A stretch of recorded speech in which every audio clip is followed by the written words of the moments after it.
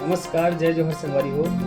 मैं भोलेंद्र कुमार साहू छत्तीसगढ़ी लोकगीत संगीत देखे और सुने बर हमार यूट्यूब चैनल जेम स्टूडियो सुजीला लाइक शेयर एंड सब्सक्राइब करो और हमारे साथ बने रहो।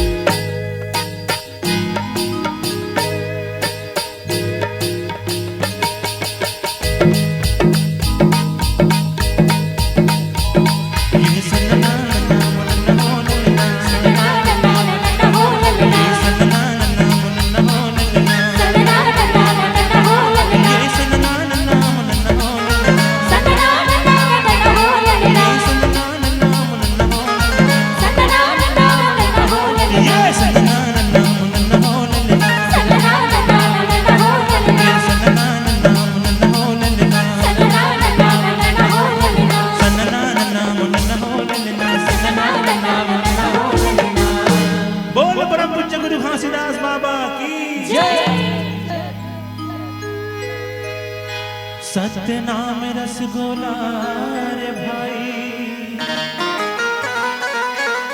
सतनाम रसगोला रे, सतनाम के सुमिरन कर ले तर जाही तोर चोला रे,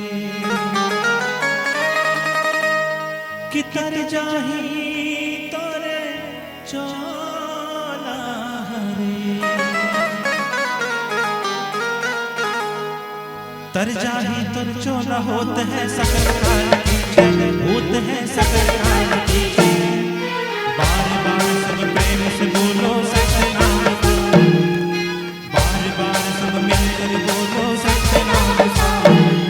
बोल परम पूज्य गुरु घासीदास बाबा की। हो सतनाम के बाबा पूजा करत हो जे काम के,